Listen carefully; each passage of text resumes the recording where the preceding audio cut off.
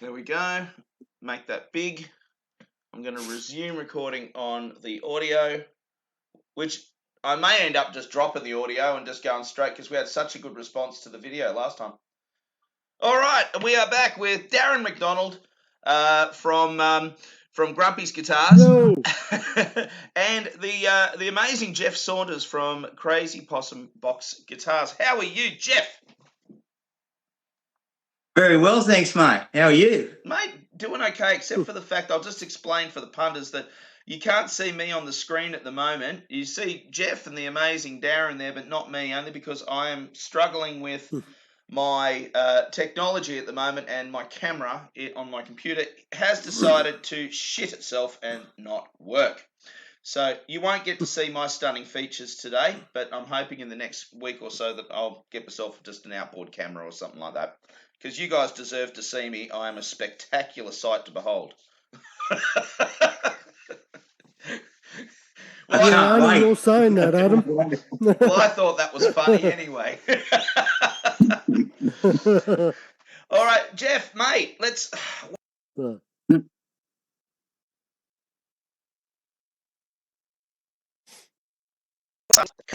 I'm trolling through, not trolling, trawling, going through YouTube, and I come across this bloke sitting there playing an ace-looking guitar, 3-stringer, quite a big one too, I remember. And I sit there go, oh, that's nice, that's cool. And I started watching the video. And what's your catchphrase when you start your videos, mate? It's g'day, me 3-string mates. G'day, me 3-string mates. Mate, you know when you said that, I felt like I was home. Yeah, I know. I'm trying to put a bit of Aussie in there, you know. It doesn't take. It's not much of an effort, Adam. I'm telling you. No, well, natural. So you're not American then? No. No, I do have I have. But Americans are my most watched on my videos, actually. So there you go. Yeah, I think when you look at our analytics on whether it's YouTube or through my own YouTube channels or the group's YouTube channel, and even on when you're looking at through Podbean, when you're looking at all of the casting statistics, it's like it's 85% American. It's still such a massive audience, comparatively, and it's quite surprising. But the thing that I'm starting to see, which is really nice through the analytics, is that there are more Aussie people kind of jumping on board. And, the percentages are starting to rise a little bit, which is really nice. Are you finding that with do you check your analytics and stuff on your site? Always, mate. Yeah. Always. Yeah. I'm semi-addicted to it, I think. Yeah. Now, what the go is also between 55 and 65, that's my biggest, on 65 on, that's my biggest audience. And I think the cigar box guitar, because I call them box guitars because I don't use cigar boxes, because as you know, probably the both of you, that the cigar boxes in Australia aren't up to scratch, not like the ones over there, So makes it hard. You've virtually got to reinforce the whole box. So you may as well just make one. That's how I thought of it. So but getting back to the statistic stuff. So 55 and over. So I think it's a real instrument for the older folk, the ones that always wanted to play but never did. I reckon this is the best way to get into playing the guitar or playing an instrument, I reckon, as an older person. Yeah. Don't you reckon? What do you reckon, Darren? You reckon? Like I feel old, so that's why I got into it. Yeah. Well, the actual reason I did, my fingers went. Well, that's the way my fingers are going now.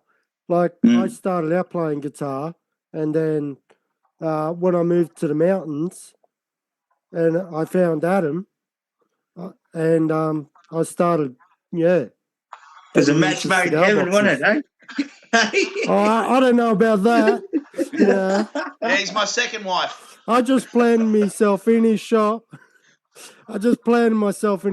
until he taught me how to make them. No, that's it. Yeah. Made a nuisance of yourself, eh? Yeah. I've been showing people how to build cigar box guitars. I think since probably I had the YouTube channel going almost from day dot, just showing every bloody mistake I made all the way through, and then when I had the shop, it was funny, because we had a couple of people come through, and the way they asked me to show them how to build cigar box guitars, it was almost like an order. So I'd be a bit with them, and I'd be like, "Oh, yeah, you can go here." And usually I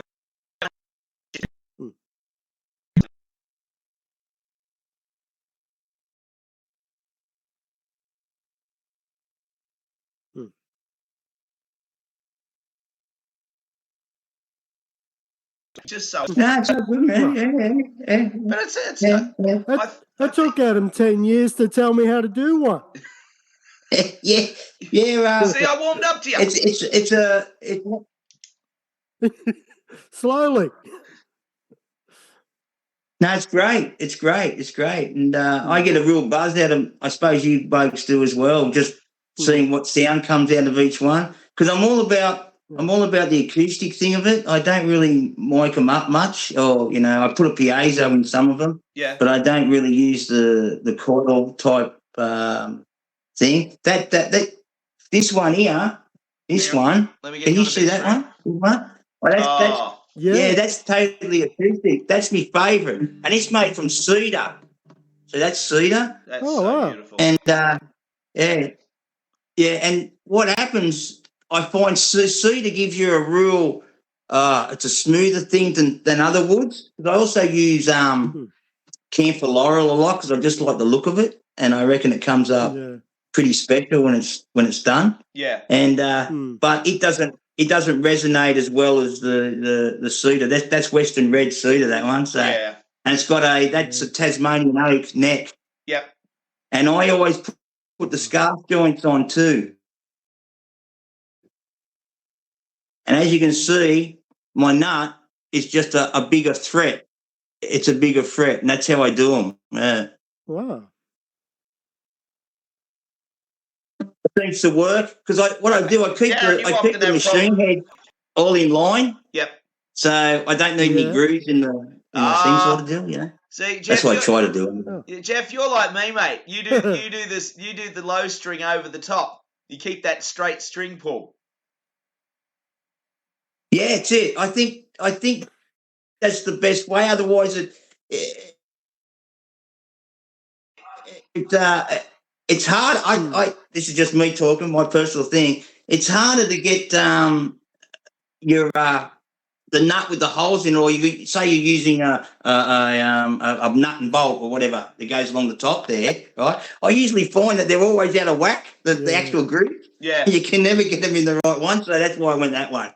That's what I do. See, I've always had an issue with using. And people are going to start screaming and yelling at their iPads and computers and things and tell me I'm wrong, and that's fine. But I've always had an issue with you. To me, the string, if you look at it like along the length of it, if it's a circle, when it sits in the you guys, you know what I'm doing? I'm doing a visual thing, and I'm holding my hand up to the camera, stupid computer. Anyway, it doesn't matter. Basically, if you hold your fingers up in a V shape, a la, Winston Churchill, and you sit your fist in on top of the V, right? The whole thing is that the string is only touching the 2 points at the top of the thread. It's not actually going in and making good contact, and so for me, it's always been a case of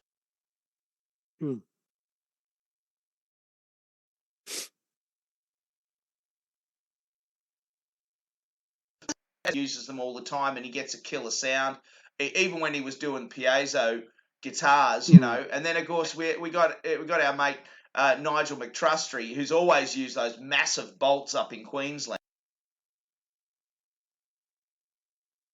Not that we've seen. I just love what you got there. The zero. How do you find using the zero fret for slide, Geoff?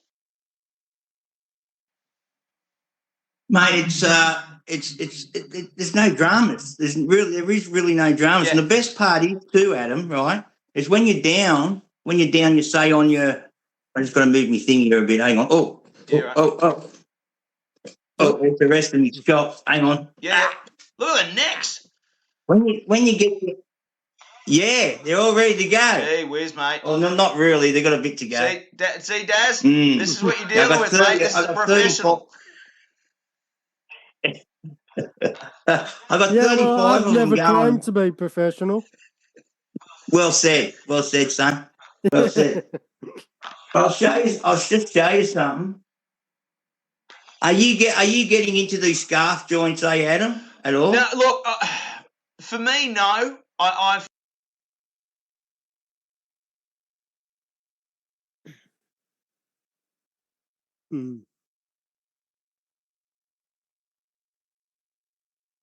I build my guitars in a slightly more probably traditional style, straight necks, and it's just something I've always done.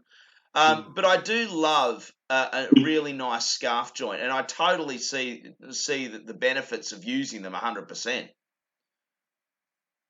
Yeah, see, I don't put any, I call them fins. You know how some people put the fins out here, you know?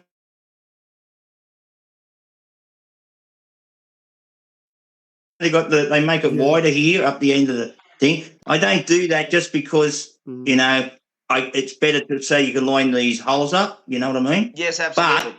But my advice to anyone that's making a scarf joint, just don't do the scarf joint, right? Just don't do the scarf joint. Put another piece of wood on top over your scarf joint. Yes. Right?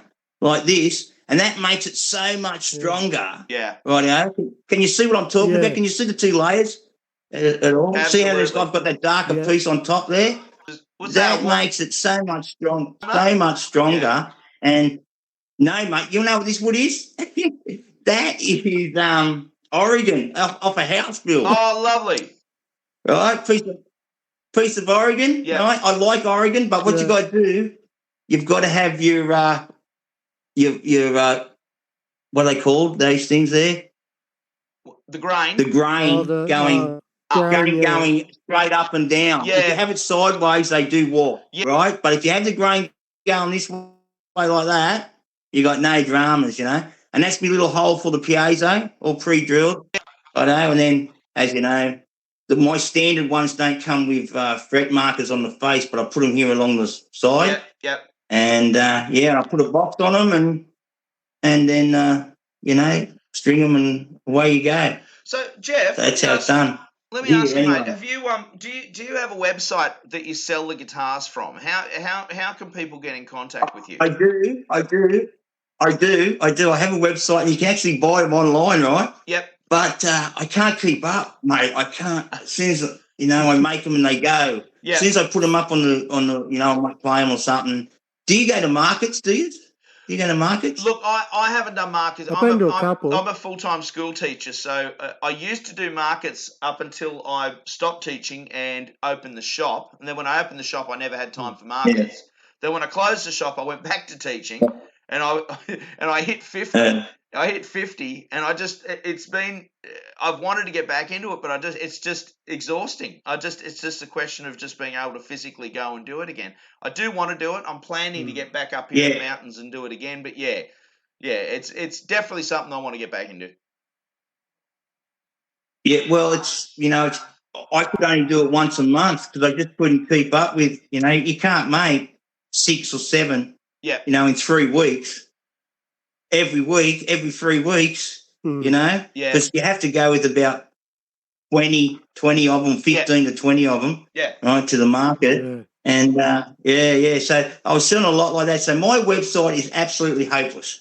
It's only got about 3 or 4 guitars on there. But what I need you to do, if you want one off me, just get in contact with me like through email or whatever, and just get in contact with me. We'll have a chat, and I'll make you up one. So that's the best way of doing it, I think. Yeah. So you got Crazy Possum Guitars up on Facebook, don't you?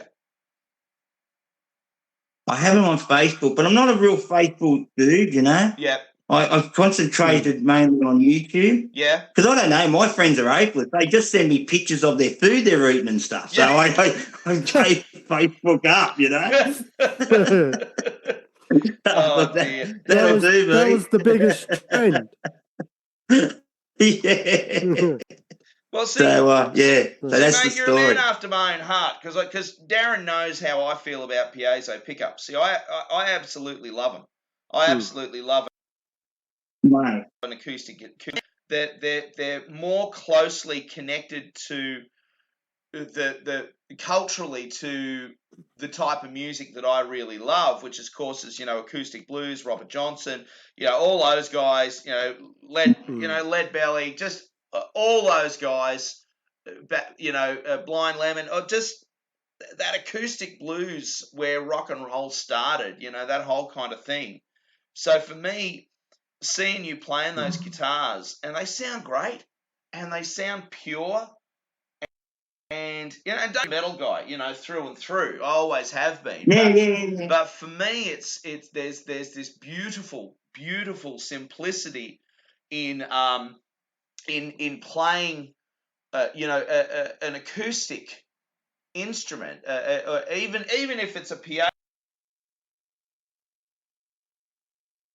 piezo power or something like that. But the whole idea of the piezo replicating the tone of the timbre in the guitar and all that sort of stuff. So for me, that there's a real magic in a properly set up piezo, and I can see with what you got on your lap there, you do that little recess. You do that little. I can see that in the bass there on the bottom of your guitar there. You do that little recess. Now, do you feel that with hot glue?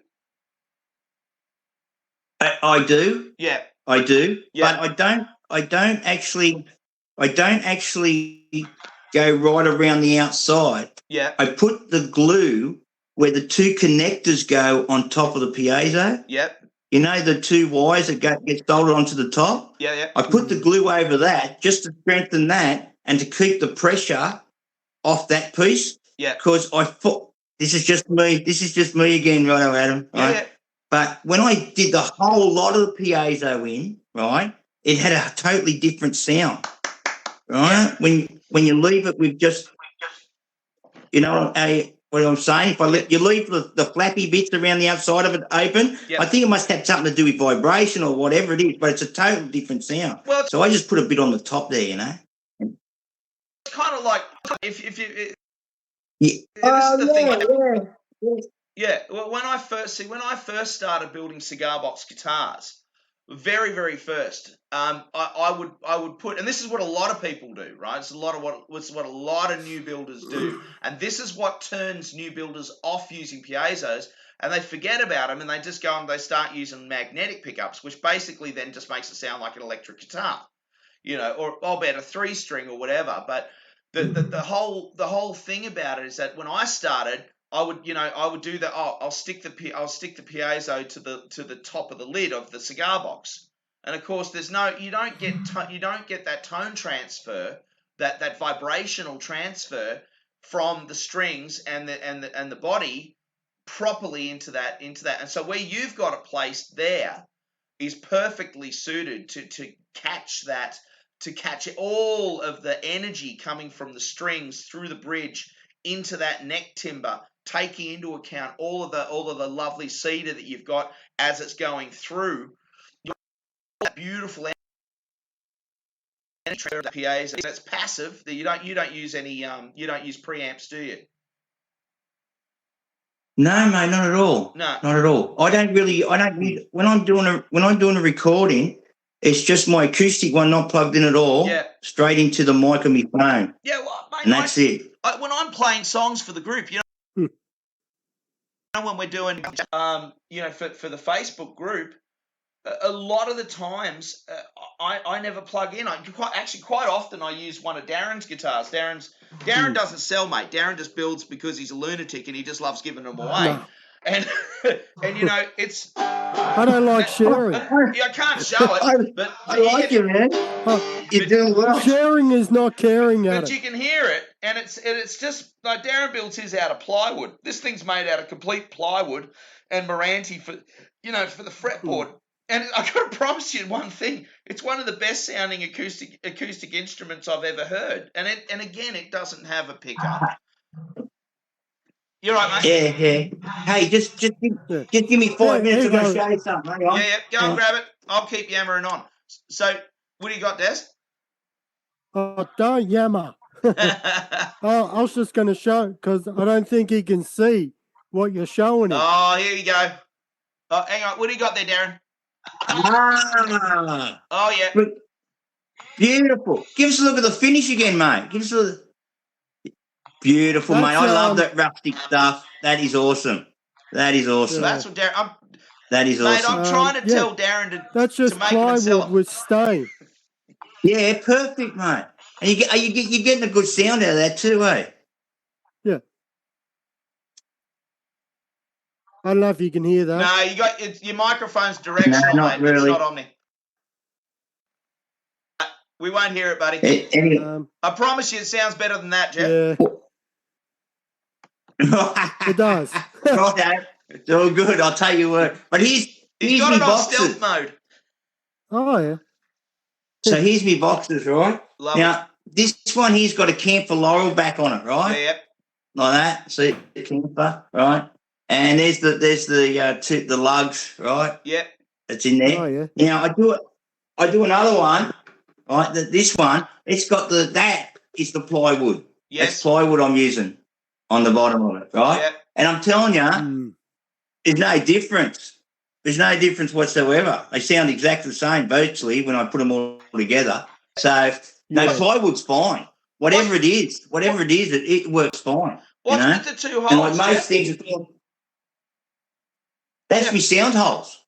So you got sound holes in the front. Any sound holes. Yeah, I've got sound holes in the front, right? So you put that there like that, and your neck goes in there, right? And I cut the holes a bit smaller so I can get that perfect fitting. Yeah. Right, just to get it out. And then I'll go grab.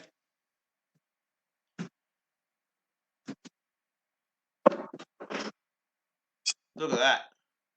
Look at those necks sitting there, mate. What? Bloody production line. Right. So then I'll put either a one of them on there. Yeah. Right? Or I put one of them on there. Yeah. Right? Clean that right up, put some F holes in it. Yep. Bob's your uncle playing away. So you got sound holes in the front port, and you got why did you decide to put the two sound holes in the front port and F holes or a circular hole in the top? I don't really do the circular hole because the neck goes all the way through, right? But on the tin ones, right? On the tin one, it's no good putting an F hole in the tin. Yeah. Right? I don't put a wooden board behind the tin at all. Right? So it just holds it like that, and then I get a big bridge. She goes right there like that, and because I've got the neck going all the way through, righto, that holds that whole centre up for where the bridge sits onto, and then it just works perfect, you know. It's just a time and because way of doing it. It is. No one likes having comebacks, mate. No one likes anything falling apart. You know what I mean? And I find, you know what I mean. So you find that if you make them hardier and sturdy enough, they can handle because a lot of these guitars go travelling. Yeah. Because they're easy to pack away. Yeah. That's what I find. And, you go travelling, they get knocked about. And the worst thing for me would if someone come back and said, "Oh, Geoff, your guitar's falling apart." Yeah. Nah, man, it's no good.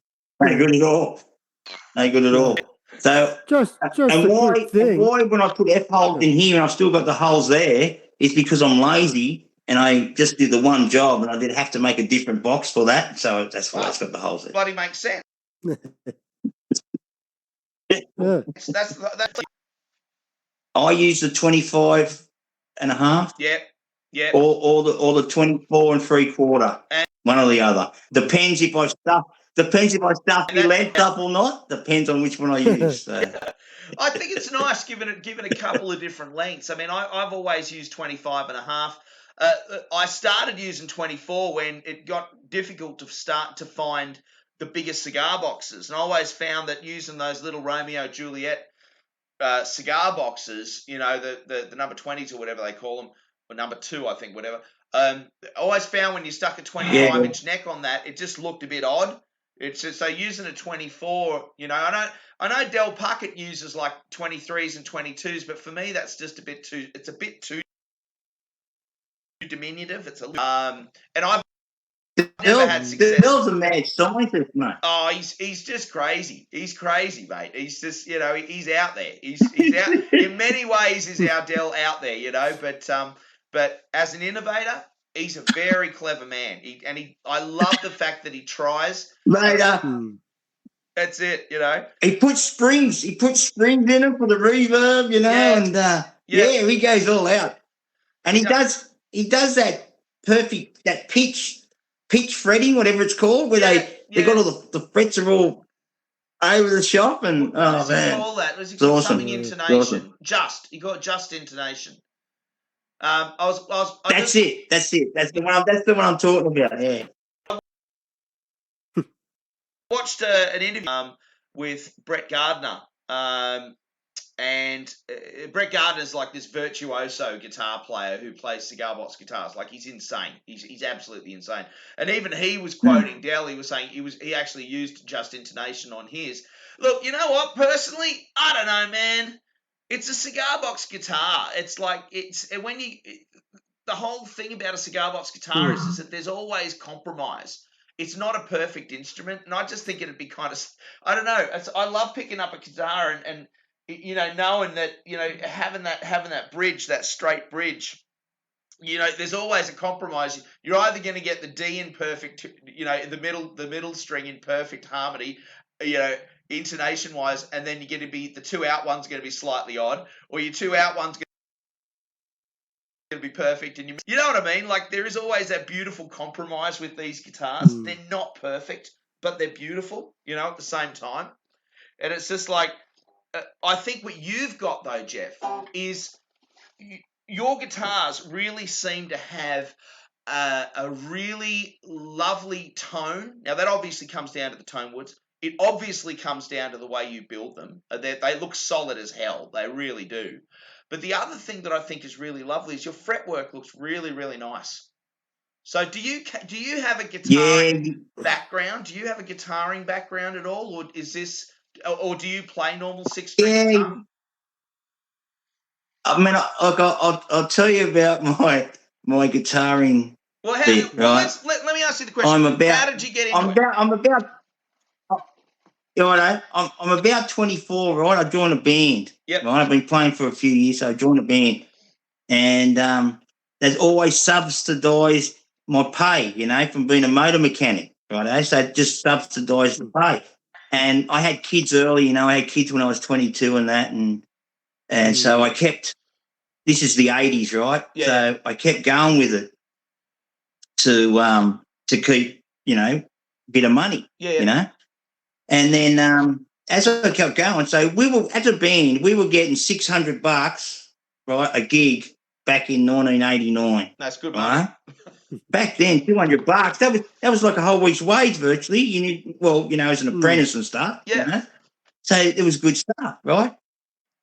For 20 years, I'm still playing in bands for EPs and that, and we're getting 660. The GST come into it. Yeah. Like in 20 years, the pay rate hadn't changed, you know, in all that time. But anyway, get away. That's just me whinging. There's no way about that. But anyway, so I turned 50, so I thought to myself, oh man, I'm going to give this playing guitar full on, you know, become a professional and, you know, gig and just do that. So I did it for about 6 months, and I found out really quick I wasn't that good at it. and then COVID hit, right? Yeah. And then we had no gigs. So here I am. I'm stuck at home. Well, hey, they were pretty aggressive. They locked us in their houses virtually. Yeah, that's right. So I thought I see Del Puckett on the YouTube. And I thought, well, I've got nothing else to do. I'll make one of these things. So I made one. Yep. And I just went, wow, how cool is this, right? And exactly what Del does, right? Right? And I made it. Anyway, at the time, I was teaching a lot people, right, to make some money, And when COVID finished, this lady came in that I was teaching, and she said, "Oh, I love that. I want that." So I sold her the first guitar I ever built. I sold it, right? Yeah. To one of my students. So I said, "Well, I'll make another one." And then I made another one, and then I made another one. Yeah. And then it sold, and I made another one, and then it just kept going from there to there, right? And then then COVID ended up, and I thought, "Oh, this is pretty cool." So I started making them, and then I went to the market, and then I think the first market I went to, I sold 12 in the first market, and then that was it. I thought this is the way to do things, But usually, as time went on, I quickly realised you can't make money out of just selling box guitars because you're only a one-man band and you can only make so many to a playable standard. I'm sure you guys have made guitars and just went, nah, this is beyond repair, right? It's got to go. I'm sure you have. Yeah, I gave my shit one to Adam. That ones. There's more than one. I've got a few of your shit guitars here, mate. It's all right. Winter's coming up. I'm going to need firewood. Anyway, I kept all the good ones for myself. But I owe a lot to Del Puckett, man. Yeah. Like he was the one that showed me how to do everything and whatnot, and he can play. Del can play. He's a player. He's a player. And what about Uncle Mark? We've interviewed Uncle Mark. He's I interviewed. Oh, hang on. I'm thinking. I'm thinking Jag. I'm thinking Blues Boy Jag. Yeah. Uncle Mark's great. In fact, Uncle Mark taught me how to play Mr. Bojangles for the group. You remember that we had to do Mr. Cool. Bojangles, and it was his video that I watched to teach me how to play that. He's great. He's very, very good. But let's talk about you, Geoff. And let's talk about. Sorry. No, you're right, mate. You're right. I just because I got limited time, and I just wanted to really nail in on what you're doing. And look, first and foremost, where are you? Where are you based? I'm in Neath.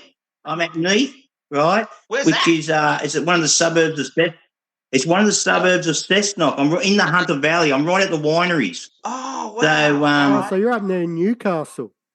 Yeah. So what goes on is I actually sell the guitars at wineries, at the winery. And, so it's a pretty good deal, Everything goes well.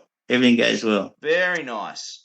Nice. What else can I can tell you another thing, right, about getting into the box guitars, right? Have you ever made a bow diddly? A diddly bow? Oh, a diddly bow, yeah. Yeah. Well, I got my one here. Yeah. There they are. Diddly bows, right? Anyway, I find that the diddly bows are great to pick the songs out on. Yep. That's it. Yeah. Because you just got so I usually get the diddly bow if I'm gonna do a song. I usually muck around the diddly bow to get where I think they're going. The main and then I pick up and then pick up the free, or usually the bass. I usually pick the bass out, Yeah. And then I go to Uncle Mark to confirm if I was close.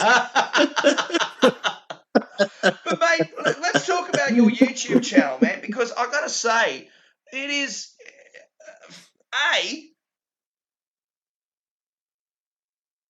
Yeah. I'm sitting there, and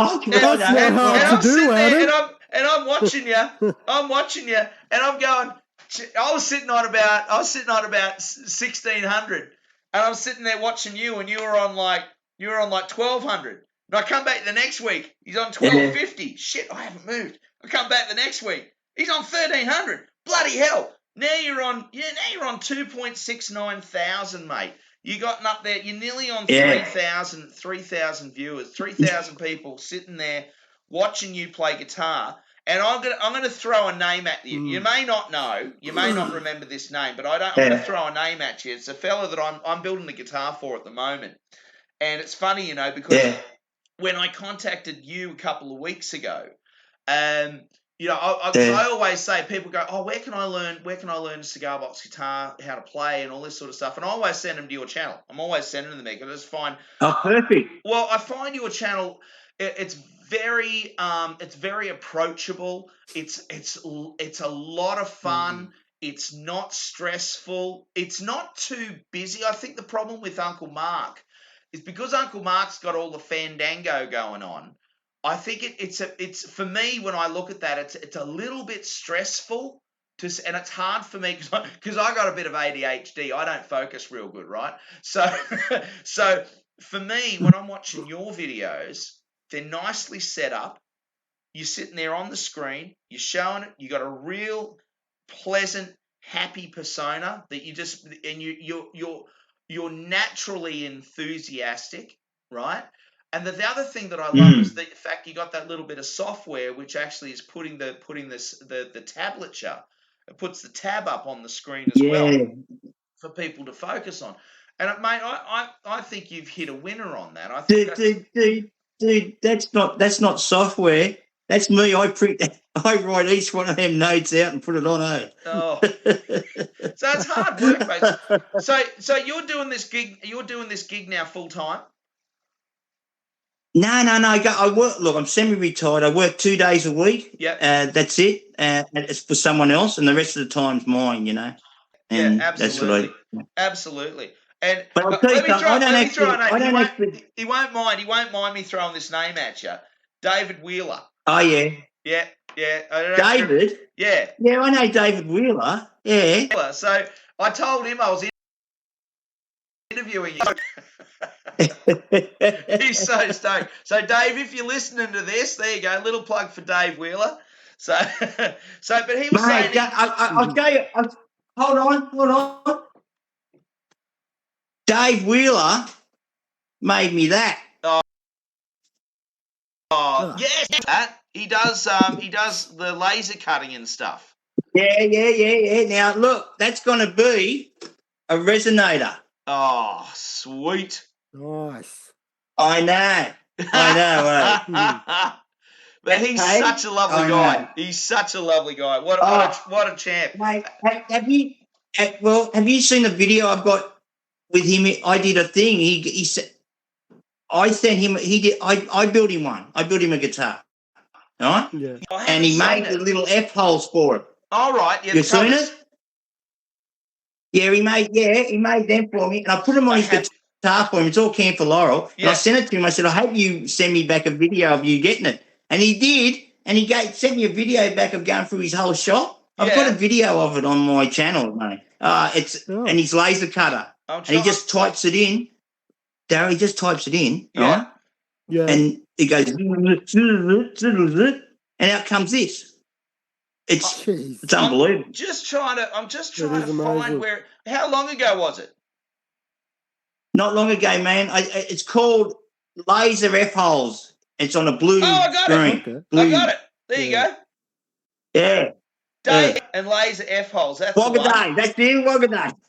That's it. Well, I'll give you a little shout out to Phil, because Phil's his brother. I'm also building one for Phil at the moment too. But both Phil and both Dave wanted me to say a big hi, big g'day, and say a big hi for you. Mate, no worries, mate. They're great blokes. In fact, Phil the other one's Mark. There's a Mark. There's a Mark as well. Well, that's all right. You might sell him one because he bought one of my number plate ones. Oh, lovely, man. You might get another one off him. Well, have you noticed that? Have you noticed when people buy a guitar, they start collecting them? Have you noticed that? You know? It's a big bloody rabbit hole. Yeah. You just go straight down it, mate. You're straight down that rabbit hole. Gee whiz. But no, the boys are great. And this is the thing that I find with this is the thing I find with most cigar box guitar players, is that most guys and most people who are into it are really just salt of the earth kind of people. They really love the fact that something's made by hand. They love the fact that it's got, it's not a perfect. It's not a Martin. You know what I mean? Like they're not Martin guitars.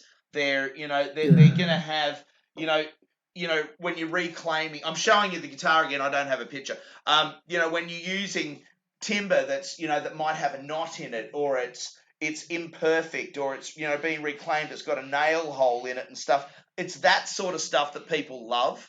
You know what I mean? Whereas, can you imagine someone getting a Martin guitar with a big nail hole in the headstock and be like, "What the hell?" but using things like just old pallet timber. I'm really starting to fall in love with using old pallet timber and finding old bits of wood, because it's becoming really difficult now to find Tassie oak. Like the stuff that we were getting from Bunnings and stuff like that. It's bloody difficult to find here in Sydney, even in the Blue Mountains here. A lot of they're starting to swap out for a type of eucalypt, and it's nice. The eucalypt is nice, but it's not. It's just not quite that Tassie oak, and I love the Tassie oak because it's dead straight. Mark Wilmot, actually, from CBG Emporium up in Brizzy, he actually told me once. He said, "Look, it says Tassie oak." I said, "Yeah." He said, "It could be anything." He said, "They call it Tassie oak." He said, "But it could be it could be ash." He said, "It could be Tassie oak." He said, "It could be eucalypt." They just label it. It's just one of those things. But it is becoming a little harder to find, which is why I'm starting now to look at. I built a guitar using some old pallet timber, and it's been gorgeous. I love it because it's got some old rusty nail holes in it, and for me, guitars really is about. I went through this stage of trying to do things like old mate over in America over there, Rod's guitars, trying to make them so they're super pristine. That's just not me. And what I love about what you do, Geoff, is I love the fact that you obviously build from the heart, but I don't think anyone builds a guitar quite like you. No one in Australia is building box guitars in the style that you're doing them. I love the fact you're not calling them cigar box guitars. So you just call them box guitars because they're not cigar boxes, So well, that's it. I didn't want to upset the loyalists. Yeah. Like those box guitars are a big thing in America, mate. There's a young lass of Samantha Fish. Yeah. Right? Have you seen her? Yeah. She's incredible. She amazing does, artist. mate. She was here. She played Newcastle, and I missed her. Yeah. But she's an interesting one. She's an interesting one because I've read a couple of interviews with her, and she said she's got that old red cigar box guitar, that 3-string that she's got, the fretless one. But she's actually said in a few interviews, she said, because it's on its way out, it's dying, because she's been playing it for nearly 15 years or whatever, and it's starting to come to the end of its life. But she's actually said in a couple of interviews that I've read, she's actually said when it dies, that's it. She won't be doing any more cigar box guitar stuff. She said that'll be the end of that, And I just thought, I'm hoping it's not. I'm hoping it's like. Because, in a way, we've kind of lost Justin. It, mate. She's dead. That's it, mate. No, she's dead to me now. Well, she's dead to me. Look at Justin. I'll never mention her name again. Yeah. Well, look at Justin Johnson. Justin Johnson's one that's really interesting, and I've interviewed him, and he's a lovely fella. He's a really nice guy. But Justin's kind of the same way. He's kind of gone down that avenue now where he kind of he built himself up with the cigar box guitars. And now with his YouTube channel, he's got near on, I think 1.7 million followers on his YouTubes. He's pumping out albums left, right, and centre, and he's got that good business acumen. I mean, he's obviously made it a full-time, but most of what he does now is on 6-string guitars, and even his lessons now that he's done, he's done these new batch of lessons and stuff. It's all on 6-string. It's like, so it's kind of gone. It's a bit of a shame. It makes you feel someone almost. It's like, because when you want to listen to cigar box guitar music and you think about it, it's there are a lot of people actually producing music out there. Have you thought about doing anything like that? Have you thought about doing an album or something on cigar box guitar? Yeah, I'd love to do it, but unfortunately, mate, I can't sing. Yeah. And this is where things go downhill quickly, Mate, I reckon you do it. I reckon you do a bloody awesome job. You could be the Tommy Emmanuel of box guitars. Look, we got mate, for Tommy Emmanuel. To put me and him in the same sentence, I'm very blessed. I am shocked, actually. Look, we got to because I don't sing at all. We got to get you. Yeah, but you're Elvis. See, he's a big Elvis Presley fan, as our Darren, right? And Darren, see, Elvis. Elvis couldn't sing either, mate. But if he can't, you should be able to. I'm just kidding. Never wrote one of his own songs, Geoff. Elvis never wrote one of his own songs. Bullshit. That's bullshit. I can prove he wrote. Didn't he write "That's All Right, Mama"? Didn't he write that? Or I could be wrong. No. He wrote "Love Me Tender." He part wrote "Love Me Tender." Did you notice that, Geoff? He started out saying he wrote it, then he's on the part wrote it. I think he wrote 2 words in that song. He liked it. I can prove it. I've got a guitar. He liked the Beatles songs. Yeah, I think didn't he put the full stop? Yeah, he loved the Beatles. At the end of the line when they were writing it. Yeah, he co-wrote that. Well, hey, Adam, don't try and draw me into you're trying to make me the wedge. Don't worry, Geoff. I'm going to his place after this podcast, and I'm going to beat the crap out of him. Yeah, right. Make sure you get it on video. Right. Yeah, I will. It'll go viral. You're going to put me in your bucket and whisk me up like you do when you do the draws. I'll get you with the Nikita beater. All right. I think, okay, Geoff, come to the end of the interview, because I think things are going to get nasty between me and Dazza. And I think so too. I just have one question for Geoff. Yeah. Geoff, where did you get your name? Crazy Possum. Okay, right. Yeah. I was living in a place called Gwendolyn, right? Yeah. Which is on Lake Macquarie, rightio. And when I used to come home from gigs about 3 o'clock in the morning, there was this possum that used to be on top of our roof, right? And I used to have to haul all my stuff past the house into the back shed. And I used to get down and he used to run to the back shed and he semi-attacked me. He was crazy. He used to hiss at me and carry on, and oh man, so we had this crazy possum, and that's what started it all. That's why I called it after that. Yeah, because I heard C6 Steve and Chicken Bone, whatever, I can't remember his name, Chicken Bone something. Chicken Bone. And I thought, well, I need a name. Yeah. I need a name, don't I? Yeah. So it became Crazy Possum. Do you know what, Geoff? I reckon if you did a couple of songs, and you stuck them up there, I reckon people would be watching. I think people really like your down home kind of. It's just a real true blue kind of voice there, mate. When you're singing it, and I think when you do, when you're doing the songs and stuff like that, you show that playing music, on these instruments is very accessible. You show that it's not super difficult to play these things. Like it's quite an easy instrument to learn how to play. I think you make it a very accessible thing for people to see. And I think that I just wish you and the YouTube channel just all the luck in the world, mate, because you got 258 videos, you got 2,690, subscribers at the moment. Anyone listening to this, do yourself a favor. All right, go over to YouTube, type in Crazy Possum Box Guitars, all right, and click on that subscribe button, because I'm telling you, he's doing a great job. You're doing a great job out there, mate. And I think we need more people like you out there showing people how to play guitars. And as I said, the fact that you've got that tablature sitting there and you go to all of that effort, and believe it or not, mate, it looks bloody professional. It looks really professional with you sitting there and you got your sign up and it makes me, I sit there looking at what I do and I sit there going, bloody hell, he's good. Did you see the warning when I'm going to sing? I put the warning up. Yeah. I love it. Hey, thank you very much. Thank you very much, Adam. It's quite kind, mate. But I have got one thing to leave you with, right? Yeah. You know how you said that I've got that voice, that true voice, Yep.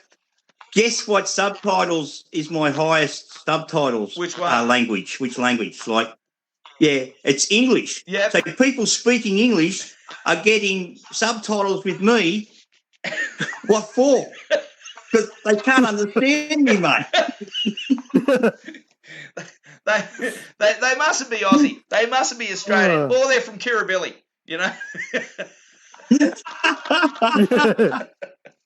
Hey, I'm going to ask you a question. I know we've got to go on that, but I've got a question for you. Being on YouTube, do you have much copyright dramas? No. Well, see, I do. Every time I do a thing, I have a copyright thing I've got to do, right? Yeah. So I've got to be smart. I've got to do them a certain length, and this.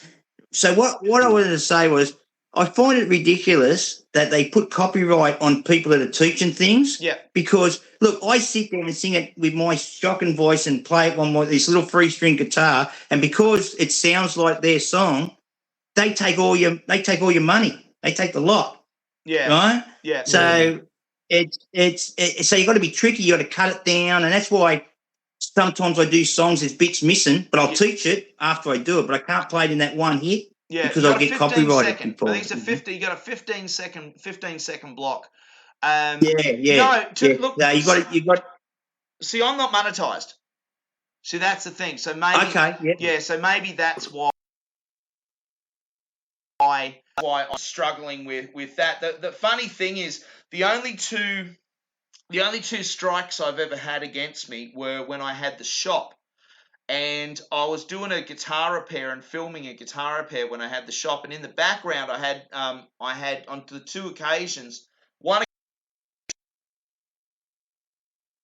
ambience. I got a strike for that, and I got a strike for another. I can't remember the song. I can't remember the song of the artist. And I got a strike for that one as well. They said you got to pull it down.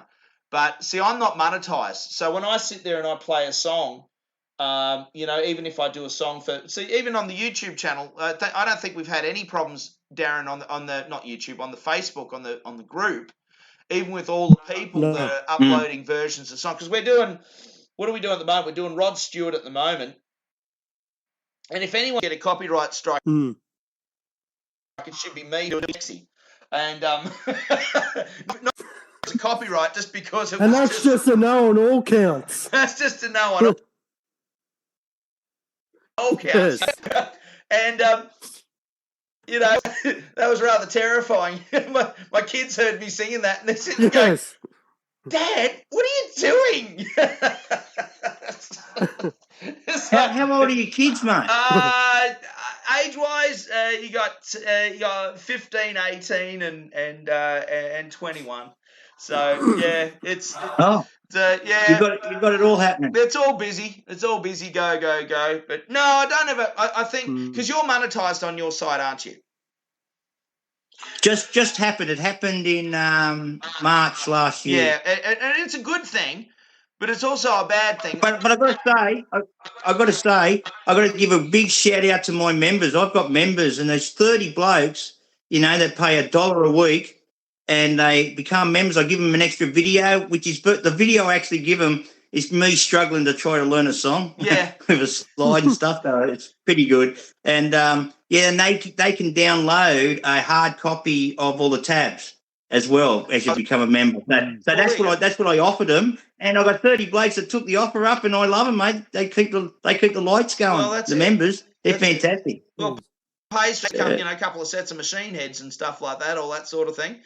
So, oh mate, I find my subscriptions, my subscriptions to everything. Yeah, you got to have a subscription to download this and a subscription to be here, and it costs you it's $50 a year and all this sort of stuff. Kill me.